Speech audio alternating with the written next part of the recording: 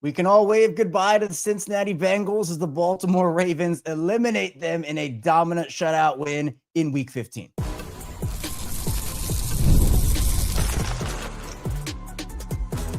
You are Locked On Ravens, your daily Baltimore Ravens podcast. Part of the Locked On Podcast Network, your team every day. You are Locked On Ravens. Welcome in to the show. I'm your host, Kevin Oestreicher of Ravens Wire, here with you on the Locked On Podcast Network, your team every day. And now the number one sports podcast network. Appreciate everybody for being here on this Victory Sunday. And of course, we'll have a Victory Monday tomorrow because the Ravens, they absolutely dominated the Cincinnati Bengals. They ended their season. So the Bengals are off to Cancun and the Ravens are back to Baltimore to hopefully continue to string together impressive wins with the game against the Patriots in week number 16. Thanks to all the everydayers, the first-time listeners. If you're somewhere in the middle, thank you as well. We have 5 days a week plus more of daily Ravens coverage. And feeling good about this team now for the first time in over a month. I mean, it's been a while, it feels like. And even when they were winning some games, we were wondering, like, all right, these teams, are they really that good? And while, look, Cincinnati's defense is atrocious, we know that Cincinnati offense is no joke. And the Ravens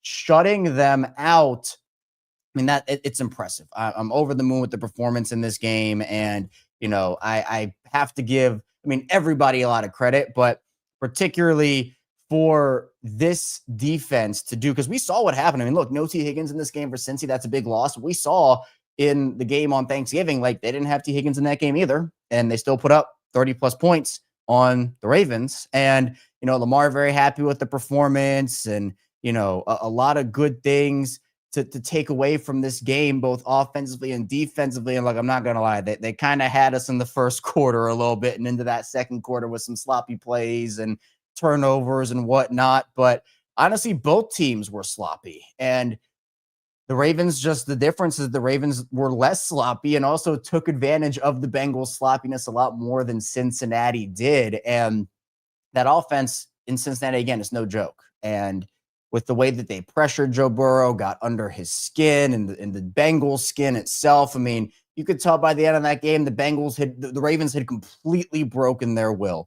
They had completely given up. Cincinnati had given up in this game. And we all knew that if the Bengals lost this game, they were done. Playoffs over.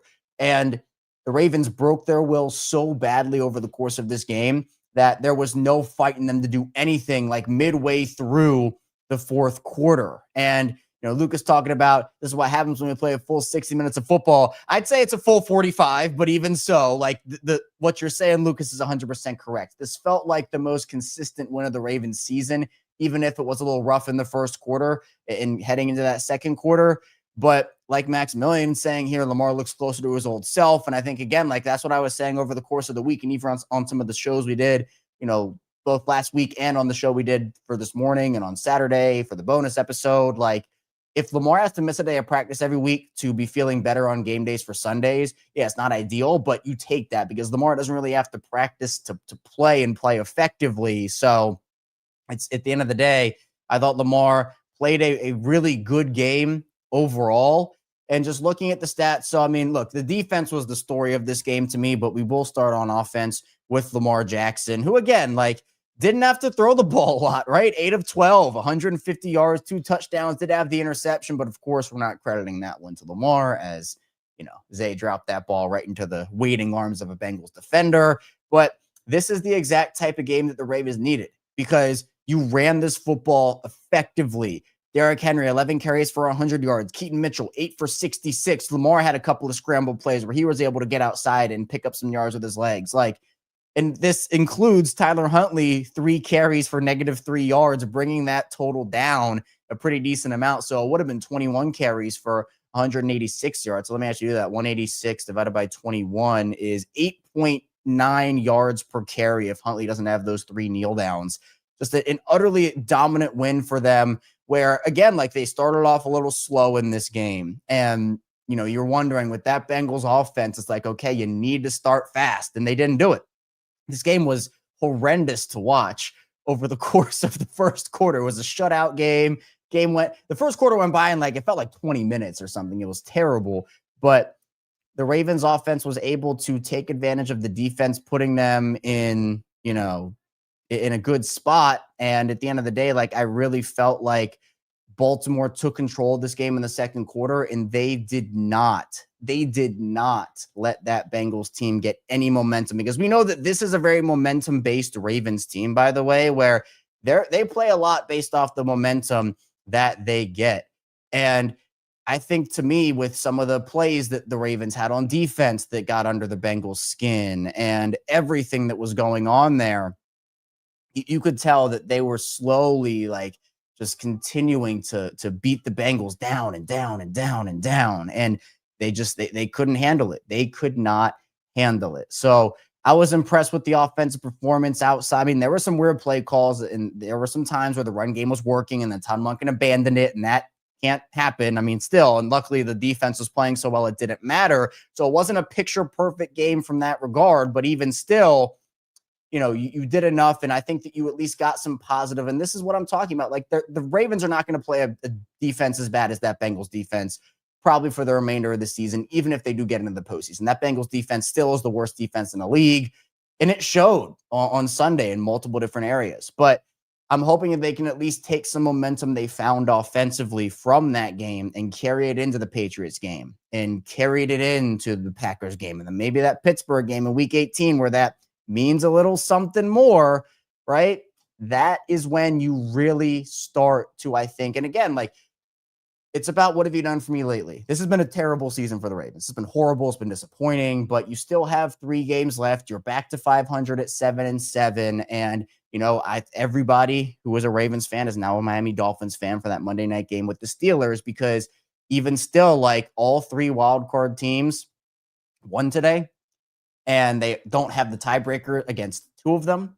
So, your path is the division. So you need to continue to win here. And for Baltimore, moving that division record to 3-2 instead of 2-3 is a massive, massive win. Offensive line wise, I thought they were opening up some nice rushing lanes for Derrick Henry. There are some players that are protecting Lamar very well. Some other plays, Tyler Linderbaum gets pushed back. Daniel Falele's on the ground. They tried to use tight ends in protection more, and we saw that Isaiah Likely and Charlie Kohler couldn't handle some rushers on some plays. But I liked what they did, sending extra blockers and using extra protection for Lamar to make sure that he has time to throw the ball. I'm fine with a guy not running a route and Lamar having one less option to throw the ball to, as long as he has protection and time to throw. And it is what it is. The Ravens, with their offensive line and how poor they performed all season, they're going to have to go out there and, do some things that might not be conventional with that group. And, I wish they would move on from some guys on that line and put in other guys, but we'll see. A lot of injuries in this game as well. I know Teddy Buchanan's feared to have a torn ACL. I'm not sure if John Harbaugh has confirmed that or not, but a couple of injuries across the board, but guys like Marlon Humphrey, Draymond Jones, they were able to come back in the game. So, at the end of the day, I'm so happy. I'm so happy with the offensive performance, because, again, was it perfect? No. But was it better than what we've seen over the last month? Yeah. And you're able to take that momentum, which I'm really hoping they will be able to do. And I see, as Maximilian says, as long as you get in, records reset, you have as good of a chance as anyone. They just have to get into the dance, give themselves a chance, because look, last 2 times, I guess the only 2 times the Ravens have won a Super Bowl, they weren't the 1 seed. They weren't this team that everybody was talking about. They had to go and fight for it, and 4 seed both times. Like, you have an opportunity, or at least, not like they didn't have a bye for the first wild card round. They had to go, and the Colts came to Baltimore the first or the second year where they won the Super Bowl, and they had to go and on the road, just using the last Super Bowl as an example, they had to go on the road and beat Denver, go on the road and beat New England, which honestly could be the path. It could have been the path if Daniel Jones didn't go down, which is kind of crazy to think about. But, there are going to be a lot of good defenses, a lot of good quarterbacks that this team has to play. But after answering the call of everything that this team had shown us so far about playing against Pro Bowl quarterbacks, and Jonas Schaefer, actually, I'll pull up the stat here the stats that he had against Pro Bowl quarterbacks. It wasn't good. I mean, the Ravens were 0-6 going into this game against Pro Bowl quarterbacks, which, was horrendous. There was a clear shift in when they played rookie guys, second-year guys, as opposed to those really good illustrious quarterback options. 0-6, 258.7 passing yards allowed per game, 14 touchdowns, no interceptions, and a 67.6% accuracy. The Ravens defense showed up to play on Sunday. They absolutely did. And the receiving game, again, not a lot to report on. Zay had a lot of good moments in this game and a lot of not so good moments in this game. It was a very mixed bag from Zay. Multiple drops in this one, as well as 2 pretty spectacular catches from him, and the touchdown from Lamar. Scored his first touchdown since week 1. Rasheen Ali and Lamar Jackson checked into a play that looked very similar to that Jaylen Warren play last week against Pittsburgh that went against the Ravens. The Bengals sent pressure. Lamar saw it. He checked into it. Rasheen Ali, he goes, Lamar just dumps it off and he takes it to the house. D-Hop had a nice play. He tried to do a little cutback on his play. I don't know where he was going, but D-Hop got a little bit involved there. Mark Andrews, 2 for 18. So I think this has to be the formula. I think Lamar is not going to throw the ball only 12 times every single game moving forward, but man, if this defense plays the way that they played and the offense kind of just has to sit back and do their thing and just say, hey, we'll let you drive the ship here and we'll just put the pieces together and round it out. Well, I think that's something that the Ravens can really, really do over the course of this year for the rest of it. But man, we have a lot to talk about still. Coming up, we will dive into the Ravens defense a little more because we have dedicated segments to those guys. We got to shout them out because they were the ones that did end the Bengals season. The offense did their part, but man, that defense had the Bengals in shambles. So stay tuned. Plenty coming your way on the Instant Reaction edition of Locked On Ravens. First, the show is brought to you by Zocdoc. Guys, it's 2025, almost 2026, and those days of waiting for something to become a full-blown emergency before you see a doctor, they're over. No more walking it off for 6 months. No more pretending that weird shoulder stiffness is just sleeping wrong. It's time to take your health seriously, and Zocdoc makes that easier than ever because staying healthy is more than hitting the gym or eating right. It's about actually getting things checked out when something feels off. Using Zocdoc makes scheduling easier. Search for in-network doctors and book right in the app. Real appointment times are listed, including same-day visits. No more back and forth phone calls or waiting weeks to be seen, and it's super helpful for routine checkups and those little issues you've been needing to get checked out. So stop putting off your doctor's appointments and get the care you need. Go to ZocDoc.com/LockedOnNFL to find and instantly book a top-rated doctor today. That's ZocDoc.com/LockedOnNFL, ZocDoc.com/LockedOnNFL. And the show is brought to you by Car Gurus. Car shopping should feel exciting, not confusing. With Car Gurus, you get the confidence you deserve. They cut through all the noise so you can actually see the best deals on the cars you want. Because when it comes to the big purchase, you deserve the best deal. And Car Gurus makes that whole process simple by giving you real information, real deal ratings, and more listings than anyone else. You can shop the way you want. Use Car Gurus deal ratings to compare cars quickly without having to guess whether the price is fair. You'll love being able to filter by everything, mileage, trim, features, so you're only seeing cars that actually fit what you need. Their price drop alerts are a lifesaver, too. You get notified the second a car you're watching becomes a better deal. Car Gurus connects you with trusted dealerships for a transparent and hassle-free buying process with over 4 million listings, the most of any major online automotive marketplace. You'll always find the best deal. Shop the way you want with tools, data, and unbiased deal ratings to make it easy. Buy or sell your next car at cargurus.com. That's CARGURUS.com, cargurus.com. Moving on, our second segment, Locked On Ravens. Kevin Oestreicher is still here with you after the Ravens and the Bengals season. Get them a nice little vacation early. It's a very nice gesture of the Ravens to be able to do that. They let them down nicely and said, hey, this isn't your year. And the Ravens, they saved their season with a dominant win, 24-0 over the Cincinnati Bengals. We have 5 days a week plus more of daily Ravens coverage over here on Locked On Ravens. And it's exciting now, feeling good about this team. I am, at least. And I think for me, I'm feeling confident. Now, again, I don't want to overreact too much because I need the Patriots, the Packers, and the Steelers. That's a heck of an end to their schedule. A lot more well-balanced than Cincinnati. But, man, Cincinnati's offense, we know how good it can be. So we'll have you covered 5 days a week on Locked On Ravens with the Daily Show Monday through Friday. We'll be back, obviously, tomorrow with our Monday episode, celebrating a little more on Victory Monday. We also have bonus episodes on the weekends. We have watch-alongs during the games, instant reactions like this after the games, as well as during breaking news, as well as the squad show, which will be coming up after this. Myself, Sam Njoku, former Ravens receiver Kadri Ismail will be breaking it down as well.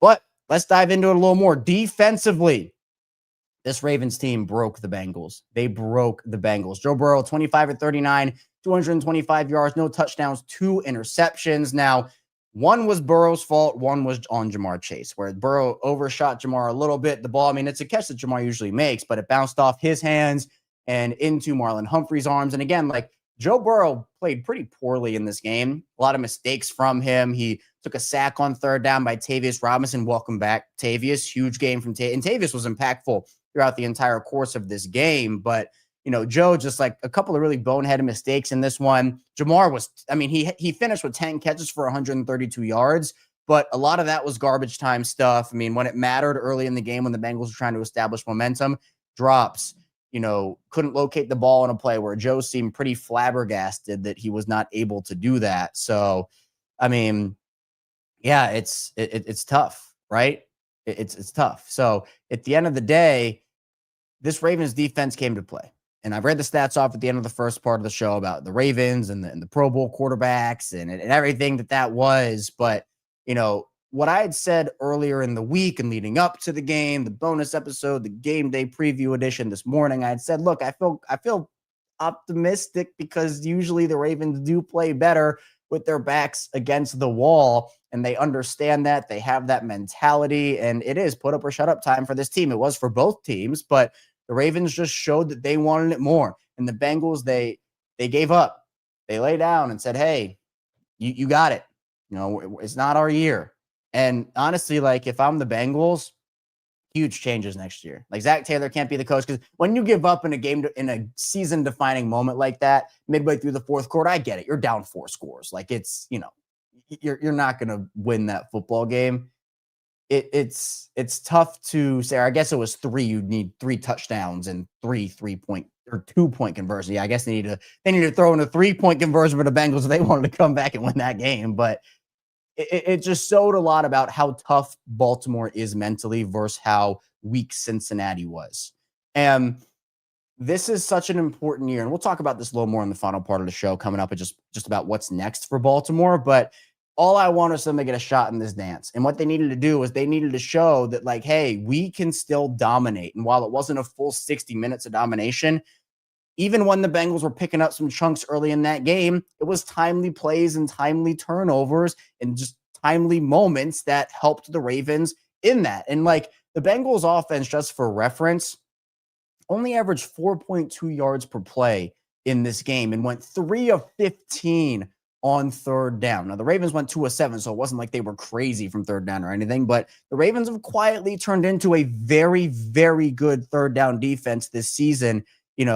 They've turned it around. They're 11th in the NFL in third down defense now. And after the start they had, that's miracle work done right there by Zach Orr. They also become a top 10 red zone defense, 9th in the NFL. And in this game, guess what? The Bengals didn't score. They didn't even get in the red zone. They went 0 for 1 in the red zone. They didn't score in the red zone. Like, it was very impressive. Huge shout out to Zach Orr. The calls, I thought, were very good over the course of this game. And I thought he had a very good feel for it of, Joe was feeling the heat. The offensive line couldn't handle the pressure at times. And, on the ground, we know that the Ravens in that Pittsburgh game last week, they shut down that part of the offense. And they did the same thing against the Bengals in this one, just 3.4 yards per carry as a whole to this Bengals team, which, I can't say enough good things about how this Ravens offense responded and how they were, it was every part of the team, offense and defense. I know we're talking defense right now, but with the way the offense has responded after the last month of the season, after how the Ravens defense responded after facing questions all week, like this, it felt like they were having fun, felt like there was confidence. They were having fun on the sidelines. They were celebrating. They were talking trash. Like, it felt like a Ravens win today, which we haven't really gotten to say a lot this season. And while I'd still love to see like that front to back domination from the first whistle to the last whistle, this is about as close as you could get, at least as close as they have gotten this season. And, I want to believe, I said this on the watch along, I want to believe the Ravens just ended the Joe Burrow era in Cincinnati. He gets traded somewhere. That's what I'm hoping, because he made some very interesting comments this week about how he wants to have fun and all this different stuff. So I don't think that's going to happen. Obviously, I think Joe's going to stay in Cincinnati. I mean, they need a heck of a package to move off of him at all. But like, this was man, all of the all of what we saw from this Ravens team on Sunday is what we've been wanting to see all season. And what we've known has been in there. Like, we know this has been in there for this Ravens team. We know that they're a talented bunch. Is the roster perfect? Absolutely not. Are there weaknesses that are going to get exposed in the playoffs? Yeah, they are. But it's about you just being better at your strengths and your weaknesses are. And that's something the Ravens haven't really done this season. And so from a pass rushing perspective, like I mentioned, Tavius getting involved with a sack, Travis Jones getting the sack, Mike Green gets a sack. And it was only 3 of them, but there was consistent pressure. I mean, Draymond Jones had 5 quarterback hits in this game. He was all over the place. While it didn't result in a sack, he was beating up on those Bengals offensive linemen. Roquan had 14 tackles. Trenton Simpson filling in for Teddy Buchanan, who, again, I don't know if John Harbaugh's announced it yet. I'm trying to keep updated on it. So, yes, Harbaugh said Buchanan's injury looks significant, which I feel so bad for him. I feel so awful for Teddy Buchanan. But Trenton Simpson comes in and, said they'll know more about Chidobe Awuze's foot injury tomorrow. So that'd be a big loss if he has to miss any time. But, right now, you look at what the Ravens did on Thanksgiving, 5 turnovers. I had said on the pregame show, and I had said over the course of the week, there's no shot this Ravens team turns the ball over 5 times in this game again, because honestly, if they only have 3 turnovers, they probably win that game based off momentum plays that end up happening. So I think that the Ravens, I always thought the Ravens were a better team than Cincinnati, but in that game, the first one, you're just kind of like, this Bengals defense is not good, and they're allowing them to do this. It was more of how the Ravens performed and how good Cincinnati was. I think this kind of evened out. This evened out a lot, in my opinion, about the Ravens and what they are hopefully going to be able to do. Again, hopefully going to be able to do against 3 really good teams that they have remaining on their schedule, because it does not get any. In fact, it gets harder. No, they don't have to play Jamar Chase again this season, but coming up, we'll talk a little bit more about just what this team has in store, because, look, you got 3 really tough teams ahead. And while the Ravens feeling good right now, you got to hope for a Steelers loss on Monday, as well as some, other help. But, if they can win 3 games in a row, outside of this one, they 1 out of 4, you check that box off. And we still have a lot coming up here.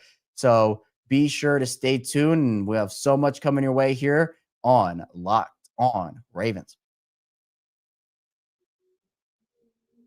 First, the show is brought to you by PrizePicks. And this holiday season is one of the best times for sports, bowl games, big basketball matchups, playoff pushes. It's all happening at once. And while we're all making choices every day, one of the most fun places to make the right call is PrizePicks. PrizePicks is the easiest way to get in on daily fantasy. Just pick more or less on at least 2 player projections, lock in your lineup, and you're in the game. It's simple, fast, and available in 45 states, including California, Texas, Florida, and Georgia. PrizePicks is adding an extra layer of excitement to the holiday sports schedule. Creating a lineup takes less than a minute, and the app makes the whole process smooth and intuitive. You can choose from huge range of unique stats, such as fantasy score, field goals, attempted free throws made, turnovers, whatever fits your strategy. Download the PrizePicks app today and use code LOCKEDONNFL to get $50 in lineups after you play your first $5 lineup. Let's go to LOCKEDONNFL to get $50,000 lineups after you play your first $5 lineup. PrizePicks, it's good to be right. Continuing on, it's Locked On Ravens. It's a celebratory edition of Locked On Ravens on this instant reaction stream. The Ravens say goodbye to Cincinnati. They let them go to Cancun a little early. We're here talking about the Ravens as they dominate this team. And I'm over the moon. I'm excited about it. Let's do a little confidence meter for everybody who's with us, whether you're live with us in the chat on the instant reaction show, whether you are in the comments after the fact, or maybe you're listening in audio form, where you can message me your opinion on the team. What's your confidence level? Scale of 1 to 10. 1 being you're not confident at all, fluke win. 10 being, oh yeah, this team is so back. So for me, I don't think they're so back, but they certainly showed me a lot today. They stepped up to the moment, and that's all I wanted to see. I wanted to see them step up to the moment. So if I had to give a rating, I would probably say right now, confidence level wise, I'm about a 7. About a 7. Like maybe in that 6.5 to 7.5 range if I want to give it a range. So right in the middle of a 7. Now, if they beat the Patriots, and I don't even need to see them do it in this fashion, but if they beat the Patriots, I'd be like, okay, this team's like at an 8 right now, 8.5. But we know that the Bengals, and look, we saw the Bills put up 35 points on that Patriots defense today, and that usually isn't like what they do, right? Usually that New England defense has been pretty good over the course of, the year. So it's going to be really important for the Ravens to continue momentum, but I want to see that momentum start on the defensive side of the ball, because I thought that the Ravens offense fed off of what the defense did. And I thought they didn't do that in the first game against Cincy, right? Where the defense was holding the Bengals to field goals and they're hanging on. Felt like in this game, the passion was there. And I think it carried over to everybody, right? Like, Draymond Jones was doing the crying face, calling the Bengals crybabies, and Ronnie Stanley's fighting guys and pushing refs over, which luckily that was an offsetting penalty. It would have pushed the Ravens out of field goal range and would have been really, really tough. But at the end of the day, like, I think that Baltimore did a really good job of feeding off of the energy of one another, which, we talked about earlier in the season, how it just felt like everybody was dejected. You look at that sideline, it's an injured Raven, it's a dejected Raven, it's a dejected coach. Like, they weren't having fun early in the season. This was a game where it felt like they were having a lot of fun. They were going out there and they were letting their swagger back up their play, and they were playing with swagger, right? That is exactly what they have needed to do for the entire season, because when they're playing like that, they're a really, really good football team. It just feels like, again, they're so momentum based, where if something goes wrong, it feels like sometimes it just pulls them all the way down. Not all the time, but it just feels like that's happened a lot this season. And now, you see a play like that Jamar Chase drop, honestly. Like that Jamar Chase drop early in the game as the Bengals were driving, the Ravens don't get points, and Bengals are driving maybe to score a touchdown on that first drive. That Jamar Chase drop, I think, was such a key momentum play. And then there's the sack on Joe Burrow, and like you finally feed off of that energy. So I need to see that continue, where I'm not ready to declare the Ravens like, oh, they're back, they're winning the Super Bowl. Like I'm not there, because it's one game and they play really good teams to end their season. But this at least was a positive step in the right direction at the very least. At the very least. So I'm hoping that they can continue that. Some other stats from this game. You saw, again, I mentioned the third down stuff, which I just still believe is absolutely incredible, but the Ravens only 2 penalties for 10 yards in this game. Again, you had some of the offsetting one, like you had the offsetting one with the Stanley personal foul, unnecessary, or whatever it was, unsportsmanlike conduct. But Bengals 4. But I'm just blown away. Look, the Ravens held the ball for 20 minutes or 21 minutes. The Bengals held the ball for 40 minutes, 39 minutes. It's almost double time of possession, and the Bengals scored 0 points.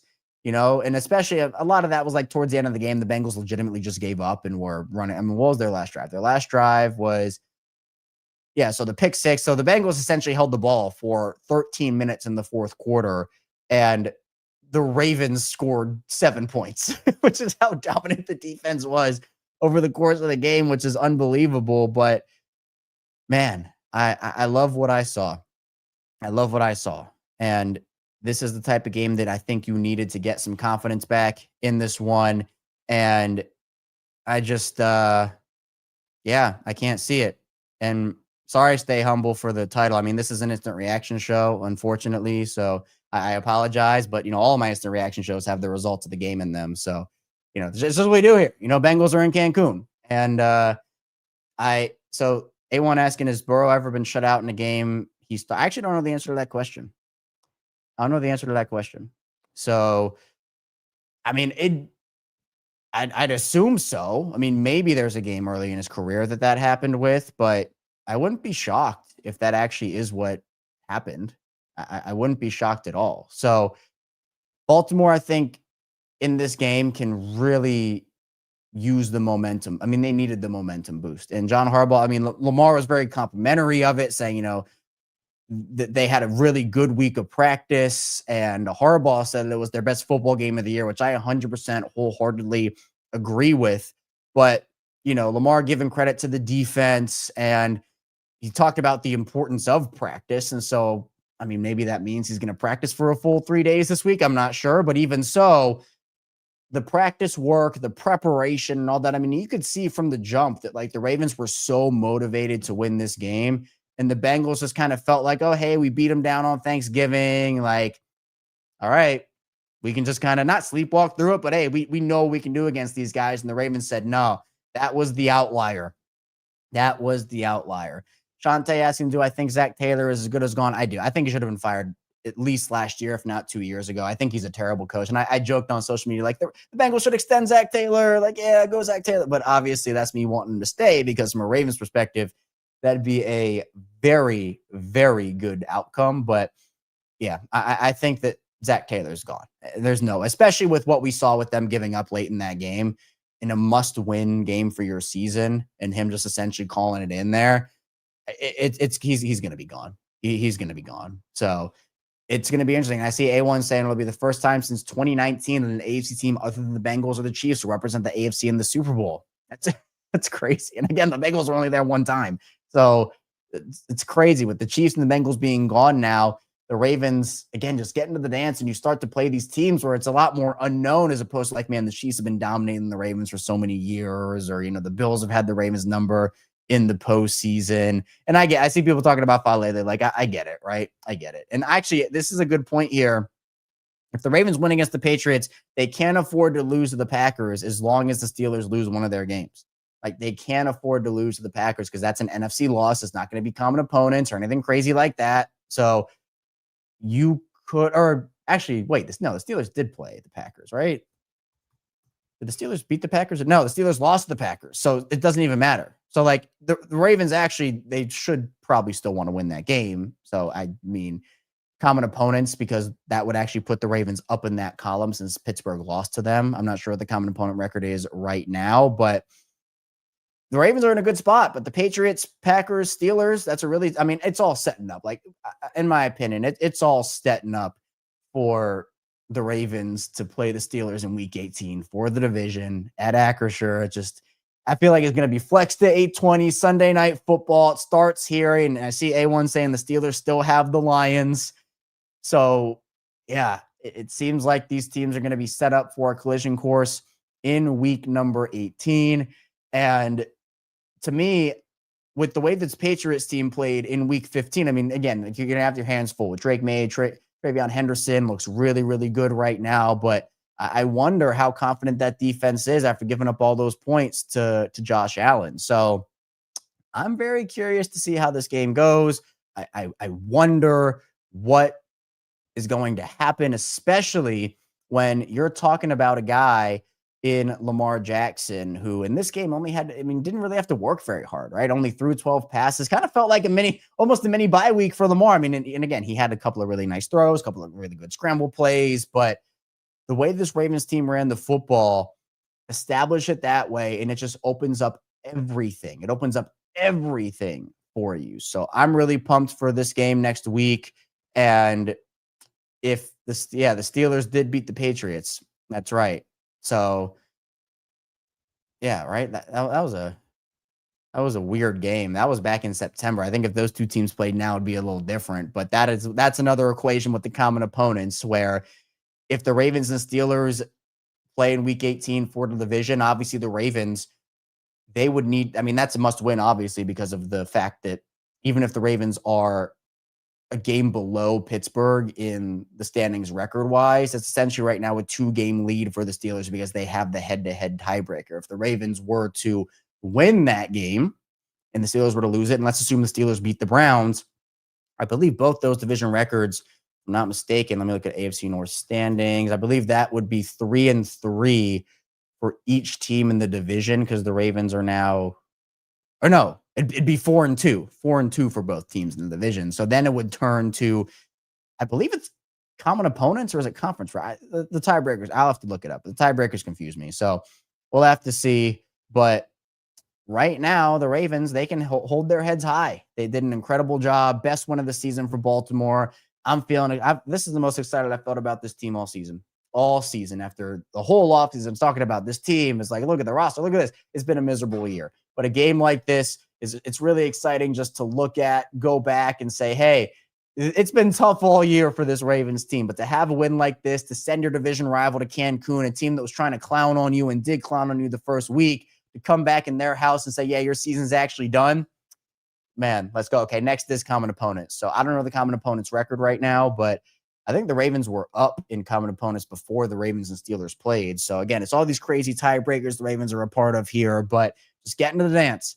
Just get into the dance. So I have to hear today, though. I'm Locked On Ravens. Thank you so much for tuning in to the show, but don't go anywhere because we'll be back here on the Squad Show in about 15 or 20 minutes with myself, Sam and Joku, and former Ravens receiver Kaj Rismal, breaking down the game, having some fun, and celebrating the Ravens season continuing and the Bengals season being over. So be sure to hit the like and subscribe button in video form. Follow along and subscribe in audio form as well for that 5 days a week plus more daily Ravens coverage. And I'll see you right back here soon on Locked On Ravens.